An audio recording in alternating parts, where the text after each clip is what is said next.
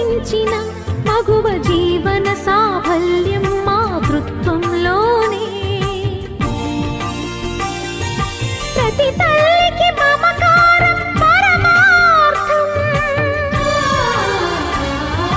ప్రతి తల్లికి మమకారం పరమార్థం. అది లేని అహంకారం వ్యర్థం వ్యర్థం. కరుణించే ప్రతి దేవత అమ్మే కదా, కడుపు తీపి లేని అమ్మ బొమ్మే కదా, రాతి బొమ్మే కదా.